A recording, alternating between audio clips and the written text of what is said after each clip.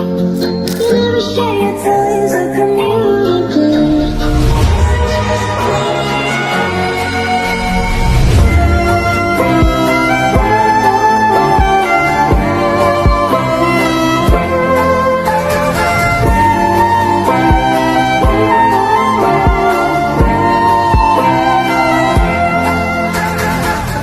Baik, Assalamualaikum warahmatullahi wabarakatuh. Selamat pagi semuanya. Perkenalkan, kami dari kelompok 1. Perkenalkan, nama saya Siti Maifa Esra Aisyah dengan NIM H0524535. Di sini saya sebagai moderator dan di sini saya tidak sendiri, adapun rekan-rekan saya. Baiklah, perkenalkan saya Nabila dengan NIM H0524308. Perkenalkan, nama saya Nurul Askia Ramadhani dengan NIM H0524318. Perkenalkan, nama saya Mardana Muhyiddin dengan NIM H0524325. Baik, perkenalkan nama saya Nur Awalia dengan NIM H0524333. Saya Vera Andini dengan NIM H0524069. Nah, di sini kami akan membahas tentang penerapan kurikulum Merdeka di SD nomor 24 Impres Salepa. Presentasi ini sudah kami susun berdasarkan hasil wawancara kami dengan guru kelas 3 dan kelas 5, yaitu Pak Taslim dan Ibu Marwati. Nah, di sini sudah kami jelaskan mulai dari profil sekolah, strategi guru, tantangan, peluang, hingga penerapan, hingga kaitan penerapan kurikulum dengan teori dari Prof. Dr. Hamzah B. Uno. Langsung saja saya serahkan kepada pemateri.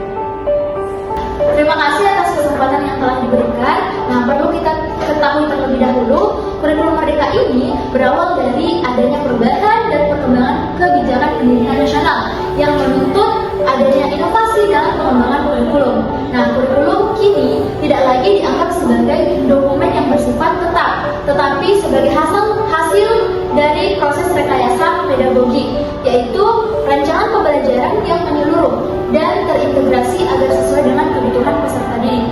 Nah, di sini saya pun juga akan menjelaskan mengenai profil sekolah yang sudah kita wawancarai. Nah, SD yang sudah kita wawancarai itu adalah SD 24 Impres Salepa yang berada di Kecamatan Banggai Timur, Kabupaten Majene. Sekolah tersebut sudah menerapkan kurikulum Merdeka sejak tahun 2022 hingga tahun ini, yaitu tahun 2025.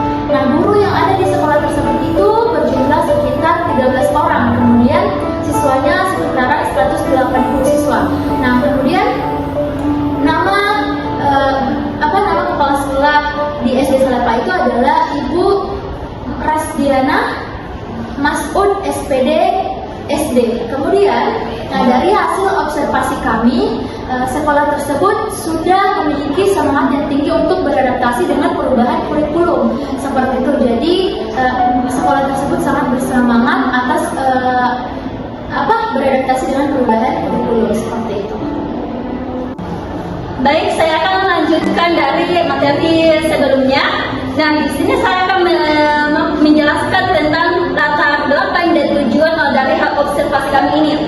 Nah, latar belakang dari observasi kami ini yaitu kami melihat bagaimana kurikulum Merdeka yang diterapkan di sekolah dasar, terutama dari observasi di sekolah dasar SD 024 Impres Salepa.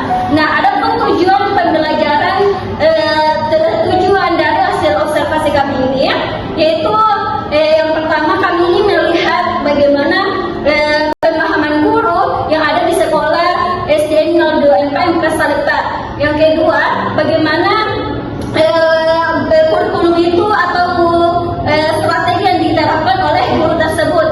Nah, kami dari observasi kami ini, kami melihat dari strategi dari kelas 3 SD Pak Taslim dan kelas 5 SD Ibu Marwati. Nah, yang ketiga, kami melihat bagaimana mengetahui bagaimana tantangan dan peluang yang dihadapi dalam proses pembelajaran tersebut. Nah, dari sinilah kami sebagai calon guru juga belajar bagaimana pembelajaran tersebut berlangsung.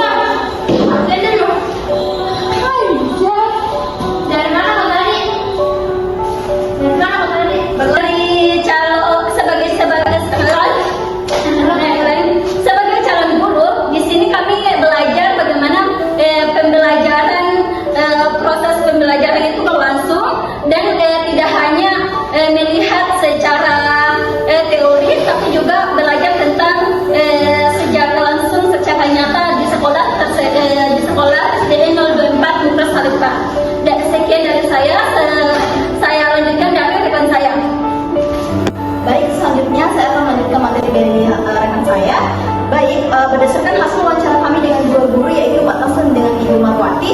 Jadi Pak Taslim dengan Ibu Marwati memahami bahwa kurikulum Merdeka memberikan kebebasan kepada setiap guru untuk menyesuaikan pembelajaran dengan karakter siswa. Jadi mereka menilai bahwa kurikulum Merdeka ini lebih sederhana karena tidak lagi menggunakan kompetensi dasar, akan tetapi menggunakan capaian pembelajaran. Jadi menurut keduanya, tujuan utama kurikulum ini untuk membantu siswa belajar bermakna dan mengembangkan potensi diri siswanya. Baik, saya akan melanjutkan materi sebelumnya, di mana saya akan menjelaskan mengenai strategi guru dalam pembelajaran. Nah, hasil observasi kami, di mana guru kelas 3 yang bernama Pak Taslim dan guru kelas 5 yang bernama Ibu Marwati, di mana mereka ini masih sering menggunakan metode ceramah karena karakter siswa itu masih perlu bimbingan. Namun mereka juga mencoba mengkombinasikan dengan tanya jawab, diskusi, dan permainan edukatif supaya siswanya itu bisa menjadi lebih aktif. Nah, untuk proyek kelima, gurunya itu melibatkan siswa dalam kegiatan sederhana yang berhubungan dengan budaya lokal Mandar dan kegiatan lingkungan sekitar. Baik, saya akan menjelaskan tentang tantangan yang dihadapi guru dalam penerapan kurikulum Merdeka di SDN 24 Impres Salempa. Nah, berdasarkan hasil observasi kami dalam wawancara, yaitu ada dua guru yang pertama Pak Taslim dan Ibu Marwati, ada beberapa kendala. Nah, yang pertama itu keterbatasan sarana seperti proyektor. Kemudian yang kedua itu pelatihan tentang kurikulum Merdeka yang masih jarang dilakukan, sehingga guru di sana itu belajar secara mandiri dari internet. Dan yang terakhir itu kemampuan siswa yang berbeda-beda. Nah, dalam kurikulum Merdeka, guru diminta untuk menerapkan pembelajaran berdiferensiasi. Tapi kenyataannya hal ini tidak mudah karena ada siswa yang mudah menangkap pembelajaran dan ada juga siswa yang masih membutuhkan bimbingan yang ekstra. Jadi bisa disimpulkan bahwa meskipun guru sudah berusaha untuk menyesuaikan dengan kurikulum Merdeka, guru tetap perlu dukungan seperti fasilitas, pelatihan, dan kolaborasi agar pembelajarannya bisa berjalan lebih maksimal. Baik, itu saja dari saya. Terima kasih. Jadi ada pun peluang dan manfaat bagi siswa. Nah, meskipun ada banyak kendala, kurikulum Merdeka itu membawa banyak peluang. Guru itu bisa lebih leluasa untuk berinovasi dan juga menyesuaikan dengan pembelajaran yang berdasarkan budaya lokal. Kemudian siswa jadi lebih aktif, kreatif, dan juga berani berpendapat. Kemudian melalui proyek kelima, karakter gotong royong, tanggung jawab, dan peduli lingkungan mulai tumbuh di antara siswa. Seperti itu. Baiklah, materi-materi yang sudah disampaikan oleh rekan-rekan saya. Nah, ada sedikit tambahan bahwa keterkaitan teori dalam bab 6, yaitu buku pengembangan kurikulum yang dibuat oleh Prof. Dr. Hamzah B. Yuno, yaitu beliau mengatakan bahwa penerapan kurikulum itu harus dilandaskan dengan prinsip, yaitu yang pertama fleksibilitas, relevansi, integrasi, dan juga berorientasi pada peserta didik. Nah, hal ini sudah terlihat di SD Salempa, di mana guru sudah menyesuaikan pembelajaran dengan kondisi siswa dan lingkungan sekitar. Baik, adapun keterkaitan dengan